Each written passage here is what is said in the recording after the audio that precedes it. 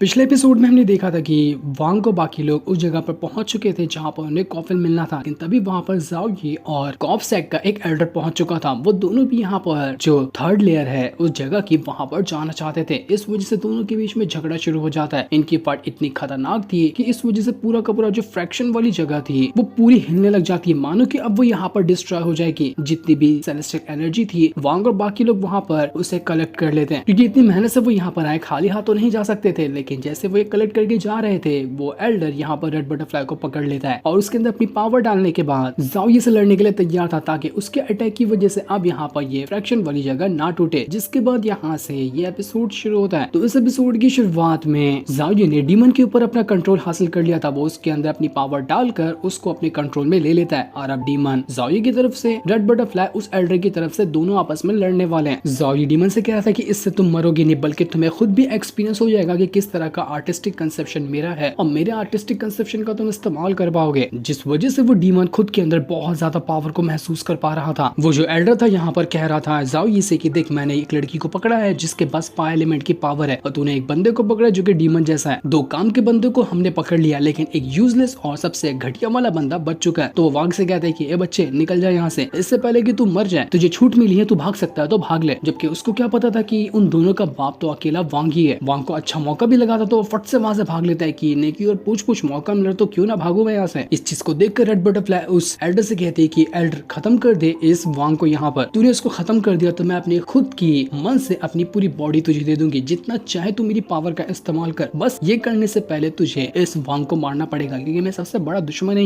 ये सुनकर वो एल्डर फट से वांग के ऊपर अटैक करने की तैयारी शुरू कर देता। वो अपने डिमोनिक अटैक को सीधा वांग के ऊपर करते जा रहा था। वांग को उससे क्या ही फर्क पड़ने वाला था। वो शुरुआत में 2-4 अटैक से बचता है और अपना फ्लैग निकालने के बाद अपनी रेड लाइटनिंग की पावर को एक्टिवेट करने लग गया था। वो एल्डर को धमकाते हुए कहता है कि तू नहीं चाहता कि ये पूरी की पूरी जगह डिस्ट्रॉय हो जाए, यहाँ तक कि इमॉर्टल रैम भी डिस्ट्रॉय हो सकता है। तो मुझ पे अटैक करने के बारे में सपने में भी मत सोचना, इससे सिर्फ तू बर्बाद होगा, उससे ज्यादा कुछ नहीं होगा। फ्लैग और रेड लाइटनिंग को देखकर कॉपसेक के एल्डर की हवा निकल चुकी थी कि भाई साहब ये तो बड़ा खतरनाक बंदा है, लगता है मुझसे भारी मिस्टेक हो गया, इसके ऊपर ही कंट्रोल लेना चाहिए था। ये इतना ज्यादा खतरनाक है, तभी तो ये रेड बटरफ्लाइज को मारने के लिए चाह रही है। ये अगर अब रेड लाइटनिंग की पावर को एक्टिवेट कर लेता है ना, तो इससे जो थंडर ट्रिब्यूलेशन बनेगा वो पूरा इमॉर्टल रैम भी डिस्ट्रॉय करने के लायक है। तो इससे पंगा ना ही लेना बेहतर रहेगा। ऐसा हुआ तो हम सब यहाँ पर मर जाएंगे, लेकिन इसको कुछ नहीं होगा, ये बचा रहेगा, उसके अलावा सब मर जाने वाले हैं। तो अपने सारे अटैक को पीछे कर लेता है और वांग को वहां से भागने देता है कि भाग जा तू भाई यहाँ से। इसके बाद वांग अकेले में आकर कह रहा था कि लगता है मैंने यहाँ पर अपनी दहशत जमा दी, अब मैं यहाँ पर सुकून से रह सकता हूँ। किसी के अंदर इतना जिगरा नहीं होगा जो मुझे हाथ लगा कर देख सके। मेरी पावर देखकर लोगों की हवा वैसे ही टाइट हो गई है, तो मैं आराम से यहाँ पर सबकी फाइट देख। तो वही जाओये ने अपनी ट्रांसफॉर्मेशन ऑफ गॉड लेवल की जो सोल थी उसको डीमन के अंदर ही डाल दिया था, जिसकी मदद से वो कुछ टाइम के लिए इन्फेंट ट्रांसफॉर्मेशन रैम की पावर का इस्तेमाल कर सकता है। वो पावर बहुत ज्यादा खतरनाक हो चुकी थी। ये देखकर वो जो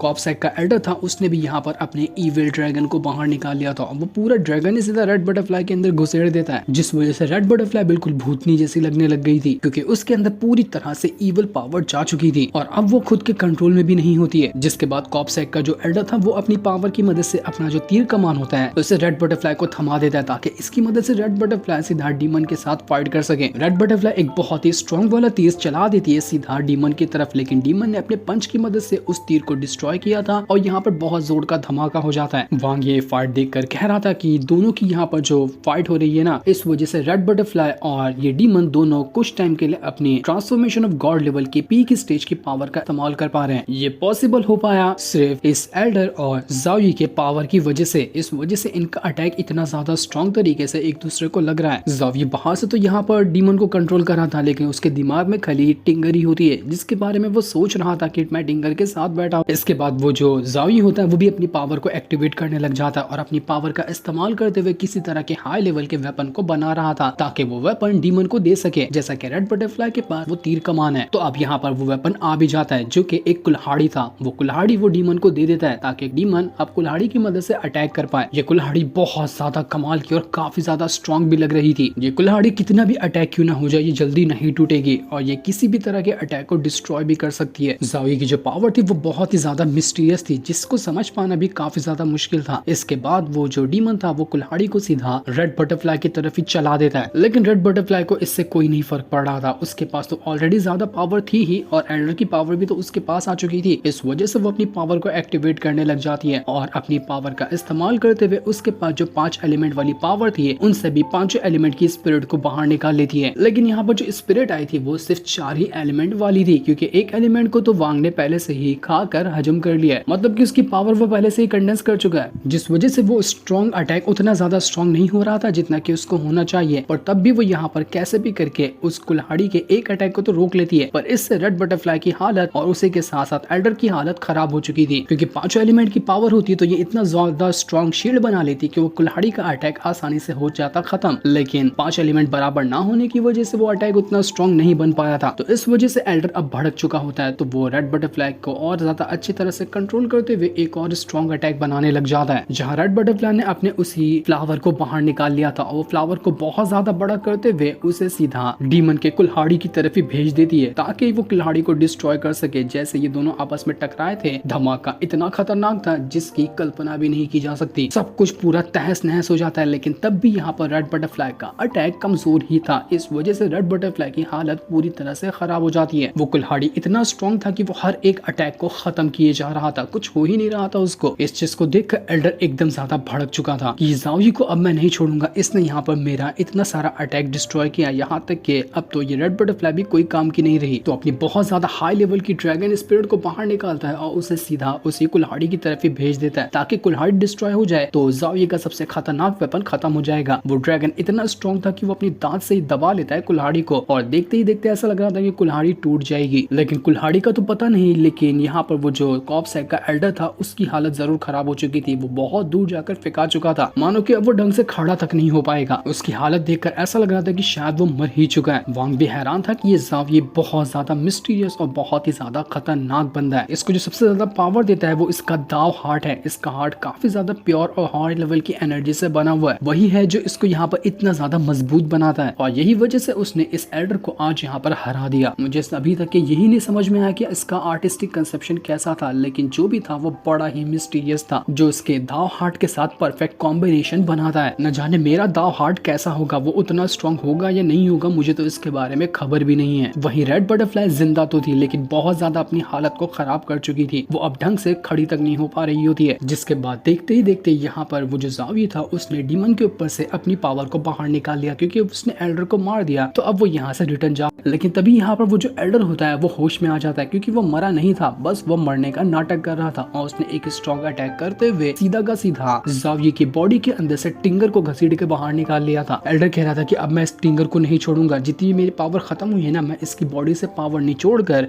सबको रिकवर कर लूंगा। उसने अपनी किसी तरह की सोल को बाहर निकाल लिया होता है, जो कि एक दूसरे इंसान जैसा लग रहा था, और वो सोल बाहर निकल कर आने के बाद ज़ाओयी के साथ भिड़ जाती है। ज़ाओयी बस एल्डर को देखकर चिल्ला रहा था कि एल्डर मुझे मेरी टिंगर वापस कर, मैं तुझे जिंदा नहीं छोड़ूंगा। लेकिन जो एल्डर की दूसरी सोल थी उसने तो ज़ाओयी को पकड़ कर रखा था, वो उसे कहीं जाने ही नहीं देती, और तब तक के बड़े आराम से वो एल्डर टिंगर को लेकर यहाँ से जा रहा था। ये देखकर ज़ाओयी एकदम ज्यादा भड़क जाता, उसे पुरानी बातें याद आने लग गई थी कि कब पहली बार वो टिंगर के साथ मिला था, कैसे वो उसके साथ रह रहा था। टिंगर के साथ बिताए हुए सारे पल उसको यहाँ पर याद आने लग गए थे। जब वो अपने सेक्ट में था तो उसके सेक्ट वालों ने उसको बहुत ज्यादा चिल्लाया था कि तू यहाँ का एक लीडर बन सकता था, लेकिन तूने यहाँ पर के सब कुछ बर्बाद कर दिया, वो भी सिर्फ इस टिंगर के लिए जो कि एक लाश है। तूने सारी इमॉर्टल चीजें जो थी वो सबको तूने बर्बाद कर दिया सिर्फ इसकी लाश को प्रोटेक्ट करने के लिए। तू ऐसा इंसान कैसे हो सकता है? इसलिए तू कोई हकदार नहीं है हमारे इस सेट का लीडर बनने के। लेकिन इससे ज़ाओयी को कोई घंटा ही नहीं फर्क पड़ा था। वो अपना सेक्ट वर्क सब कुछ छोड़कर निकल चुका था, बस टिंगर के साथ चलते हुए। उसको सिर्फ टिंगर चाहिए थी, उसको किसी और चीज से कोई मतलब नहीं था। इस वजह से यहाँ पर ज़ाओयी का नाम पड़ा पागल आदमी, जो कि लाशों के लिए पागल है। सच में वो एकदम पागल ही था। ज़ाओयी इस चीज को याद करके बहुत ज्यादा भड़क जाता है, तो वो जो एल्डर की दूसरी सोल थी उसको उठाकर दूर फेंकता है और वापस से एल्डर के साथ भिड़ जाता है, ताकि उससे अपनी टिंगर को वो छीन सके। देखते ही देखते दोनों के बीच बहुत जबरदस्त फाइट शुरू हो चुकी थी। वो बस एल्डर से कह रहा था कि मुझे मेरी टिंगर वापस कर, वरना मैं तुझे ऐसी मौत दूंगा कि तू सपने में भी नहीं सोच सकता। लेकिन एल्डर तो वो जो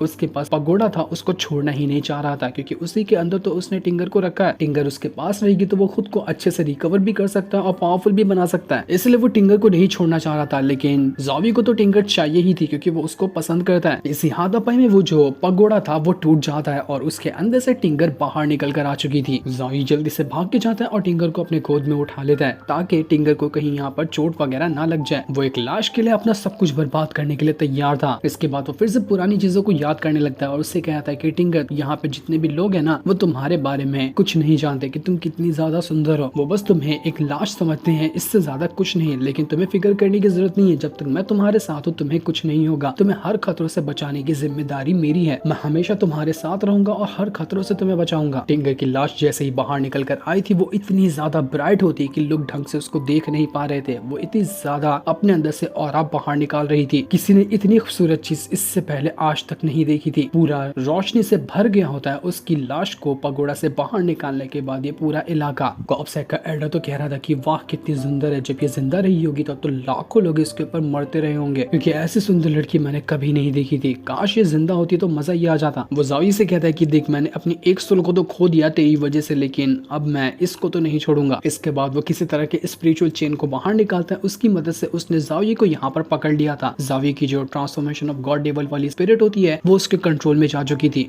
वो टिंगर को लेते हुए ज़ावी से कहता है कि तू अपनी जो ये तेरी सोल है ना उसको फटाफट से अपनी फिजिकल बॉडी के अंदर डाल ले। क्या पता बाद में पता चला कि तेरी सोल भी गई, तेरी फिजिकल बॉडी भी गई, तेरा सब कुछ खत्म हो जाएगा। भूल जा, तू नहीं बचा सकता टिंगर को मुझसे, तू अब खत्म होने वाला है। ये सुनकर यहाँ पर वो जो ज़ावी था वो बहुत ज्यादा भड़क चुका था। तो पूरे गुस्से के साथ इतना ज्यादा स्ट्रॉन्ग अटैक करता है कि सब चेन वेन टूट जाती है। और वो चेन तोड़ने के बाद सीधा एल्डर के पीछे ही भाग चुका था। वो जो एल्डर था उसकी जो दूसरी वाली सोल थी वो वहां पर एक बैरियर बना लेती है ताकि जो ज़ावी उनकी तरफ बढ़ रहा है वो उसको रोक सके। लेकिन उनका बैरियर भी क्रैक खाने लग जाता है क्योंकि ज़ावी अब पागल हो चुका था। वो एकदम पगला गया था कि अब मैं किसी को नहीं छोड़ने वाला, मैं सबको यहाँ पर खत्म कर दूंगा, बस मुझे मेरी टिंगर वापस चाहिए। वो अपनी सोल को, अपनी फिजिकल बॉडी को, सबको जलाकर बर्बाद करने के लिए तैयार था कि उसको कुछ हो जाए कोई फर्क नहीं पड़ता, लेकिन टिंगर को वो हासिल करके ही रहेगा। आधा से ज्यादा पूरा का पूरा जो फ्रेगमेंट वाला इलाका था ऐसा लग रहा था कि वो भी डिस्ट्रॉय हो जाएगा। एल्डर समझ चुका था कि ज्यादा देर तक के यहाँ पर रहना बिल्कुल भी सही फैसला नहीं है, मुझे यहाँ से भागना पड़ेगा। बाहर में गए ये टिंगर का ये लेकर अचार ही डाले। तो वो टिंगर को यहाँ पर धक्का मारते हुए फेंक देता है और ज़ावी से कहता है कि रख ले तू इसको, मैं तो जा रहा हूँ, तू मरेगा यहीं पे मरेगा तू। टिंगर जैसे ही वहां से नीचे गिरने वाली थी ज़ावी भाग कर उसके पास जाता है और उसके पास जाने के बाद उसने उसको गोद में उठा लिया था। वो उससे कहता है कि मैंने कहा था ना तुमसे कि कोई भी हम दोनों को अलग नहीं कर सकता, तो देखो हमने वापस से एक दूसरे का साथ पा लिया। एल्डर को भी हमारे सामने झुकना पड़ा, उसने तुम्हें लौटा दिया, हम एक साथ जिएंगे और एक साथ ही मरेंगे। जबकि